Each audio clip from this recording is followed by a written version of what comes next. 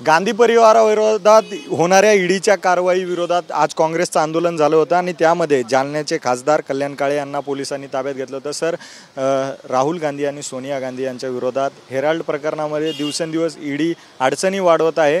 नेमकं आताच ह्या कारवायांच्या टायमिंगवर प्रश्न उपस्थित होतो काय, आता ईडी ही 10 वर्षामध्ये काँग्रेसवाल्याला काही नवीन राहिली नाही। ईडी ही फक्त काँग्रेसवाल्यांसाठी आणि विरोधकांसाठीच आहे।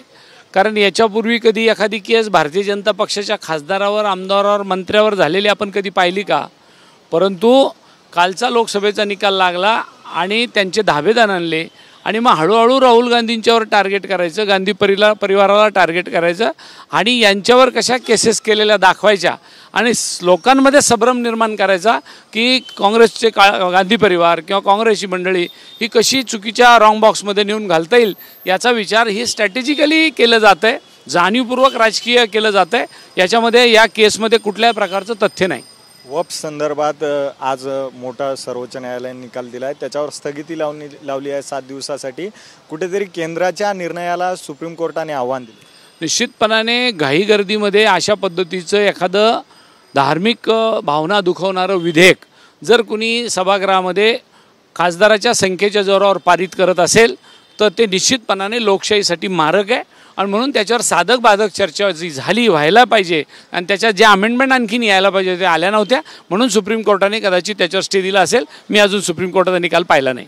तुम्ही दोन्ही खासदार जे आहेत मराठवाडा विभागातून येत आहेत, दुष्काळ मोठा पडलेला आहे, पाण्याचा प्रश्न झालेला आहे, नांदेडमध्ये मुलांची लग्न होत नाहीत, एक बातमीसुद्धा TV9 लावलेली आहे। नांदेडचे खासदार आपल्यासोबत आहेत, सर काय सांगा? आपण बघू शकता की प्रचंड प्रमाणावर पाण्याची टंचाई आहे, पण ह्या सरकारला त्याची काडी मात्र चिंता दिसत नाही आहे। ते दुसऱ्याच वेगळ्या प्रकरणामध्ये व्यस्त आहेत।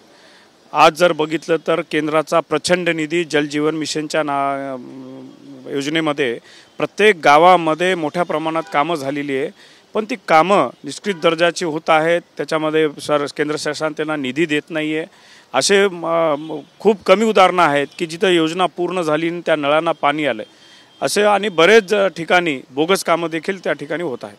खरं तर राहुल गांधी यांचे गुजरात दौरे वाढलेले आहेत। मागच्या गुजरात दौऱ्यामध्ये ईडीची नोटीस आली, काल राहुल गांधी गुजरातला जाणार तेव्हा ईडीची नोटीस आली, रॉबर्ट वाड्रांची 3 दिवस झालं चौकशी होती आहे। या टायमिंगवरून विधानसभेच्या निवडणुका आहेत, बिहार गुजरातमध्ये होणार आहेत, त्यावरून होते या ज्या राज्याच्या निवडणुका होऊ घातलेल्या आहे, पहिल्यांदा बिहार आणि आंध्र प्रदेशच्या आणि त्याच्यानंतर होणाऱ्या निवडणुका आहे गुजरातच्या, ही डोळ्यासमोर ठेवूनच खऱ्या अर्थाने काँग्रेसला कसं डिवसलं जाईल, काँग्रेसला कसं कमी लेखलं जाईल असं जनता जनार्दनाच्या नजरेत आणायचं आहे। पण त्यांनी कितीही करू द्या, जनतेच्या नजरेतून आता भारतीय जनता पक्ष साफ पडला आहे।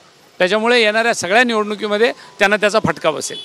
येणाऱ्या निवडणुकांमध्ये काँग्रेस मोठ्या प्रमाणात मजबूत होईल आणि सत्ताधाऱ्यांना त्याचा फटका दिसेल असं वक्तव्य कल्याण काळे यांनी केलेलं आहे। कॅमेरा पर्सन गणेश मोरेसोबत अजय धंजे, TV9 मराठी, मुंबई।